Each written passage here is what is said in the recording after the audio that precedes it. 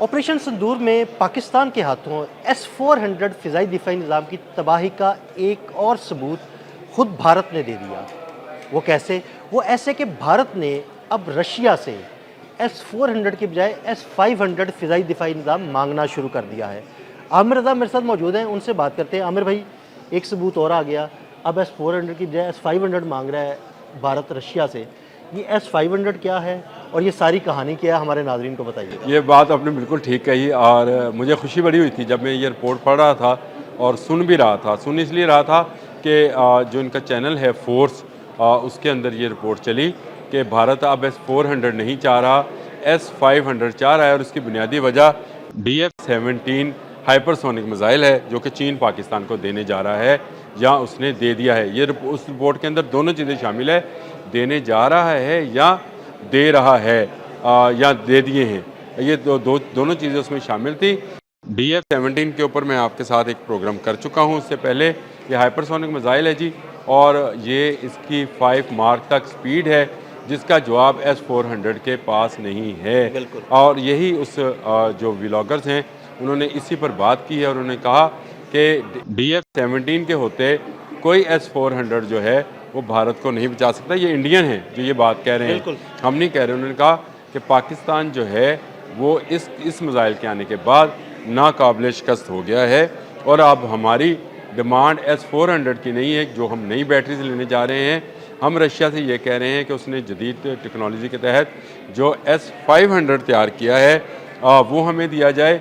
Russia उनको S-400, क्योंकि deal S-400 की है तो S-400 ही देना चाह रहा है। लेकिन जंग मई में जिस तरह से हमने इसको तबाह किया S-400 की बैटरी को, और आदमपुर वाली जो बैटरी आपको पता ही है कि आदमपुर में इनका ये दिफाई निज़ाम, फ़िज़ाई दिफाई निज़ाम लगा हुआ था, जिसको तबाह कर दिया गया। जिसके बाद भारत को जो है मिन्नतें कर कर अपनी जान छुड़वाना पड़ी, क्योंकि उसके बाद आपके फतह 2 और फतह 2 को मिसाइल को कोई रोक नहीं पाया था।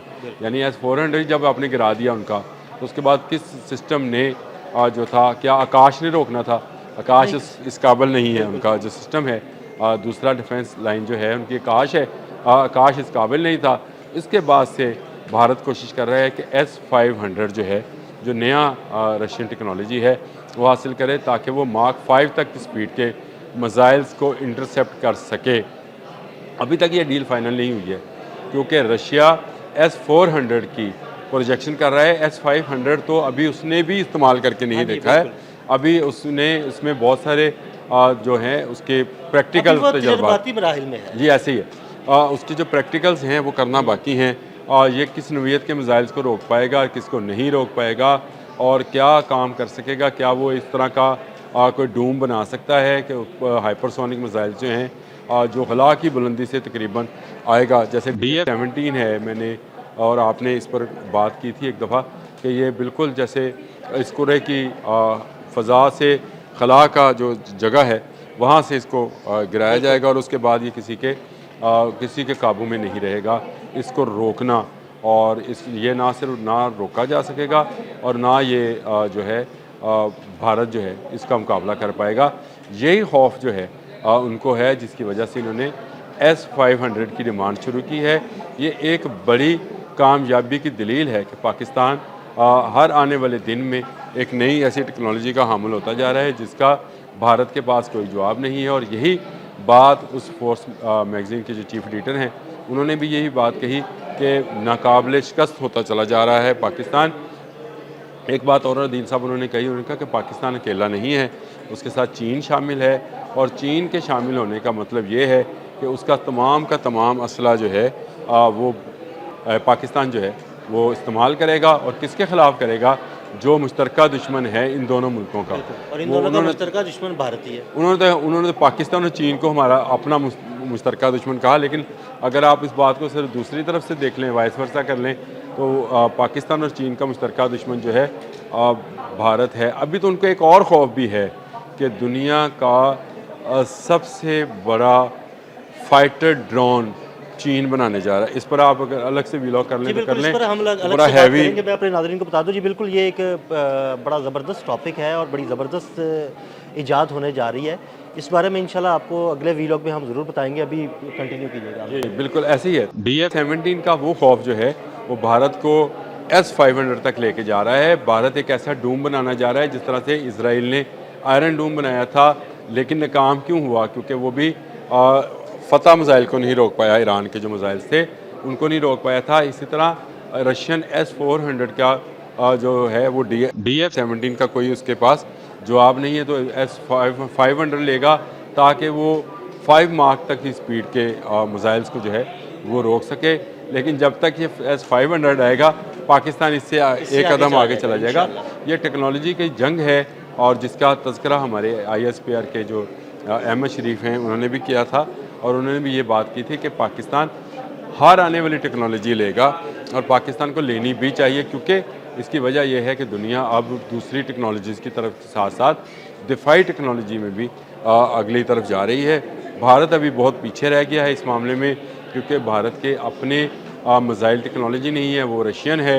उसके पास अपनी फ़ज़ाई टेक्नोलॉजी नहीं है, वो या रशियन है या फ्रेंच है। उसके पास अपनी कोई ऐसी उसके पास अपना जो है वो इंटरसेप्टर्स नहीं हैं उस लेवल के जो कि पाकिस्तानी मिसाइल्स को रोक सकें। तो ये बात साबित शुदा हो गई अदील साहब कि पाकिस्तान ने जंग मई में भारत को किसी को मुंह दिखाने लायक नहीं छोड़ा। अब वो रशिया से S-500 लेने की डिमांड कर रहा है, लेकिन ये S-500 इसको मिलेगा नहीं। ये आप पूछ सकते हैं कि क्यों नहीं मिलेगा? एक चीज़ है, प्रोडक्ट है, बेचने के लिए बनाई जाती है। देखें, भारत और रशिया का आपस में जो नाता है वो दिफाई से ज़्यादा इक़्तिसादी है, और वो दोबारा मैं आपको जो पिछले व्लॉग में मैंने आपको बात बताई थी वो तेल का मामला है।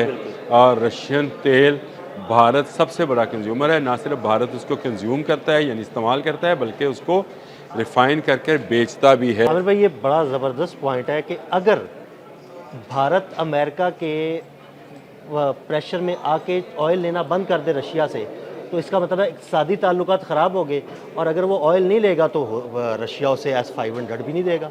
S-500 अच्छा ये भी होगा। और दूसरा सियासत जो है मोदी की, जो कि उन कंपनीज़ के कंधों पर खड़ी है जो ये तेल का काम करते हैं। मैंने आपसे कहा था कि मुझसे एक अलग बात कीजिएगा इस पर, मैं आपको बताऊंगा कि वो कौन से लोग हैं जो कि मोदी के साथ इस तेल की तजारत में अपने हाथ काले और मुंह काला कर रहे हैं, और जो इंडियंस हैं उनको चूना लगा रहे हैं। ये कौन लोग हैं, इनका सरमाया कहाँ जा रहा है, ये एक अलग से मौजू है, एक टॉपिक है।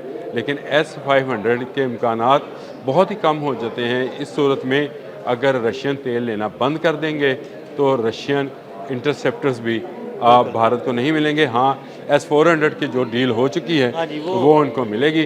S-500 अभी बहुत दूर की बात है। एक प्रोग्राम ज़रूर मैं आपके साथ करना चाहूँगा S-500 पे ओनली, कि वो क्या टेक्नोलॉजी है और किसके ख़िलाफ़ बनाई जा रही है, और क्यों रशिया जो है इसको अभी तक उसने उसका एक्सपोर्ट वर्जन नहीं बनाया है। ये एक अलग बात है, ये अलग से कर। जी बिल्कुल, इस पे बात करेंगे। बहुत शुक्रिया आमिर भाई। जी बिल्कुल, आमिर रज़ा ने बड़ी तफसील के साथ आपको S-400 और S-500 की कहानी भी बताई। अदील अहमद और आमिर रज़ा को इजाज़त दीजिएगा। अल्लाह हाफ़िज़।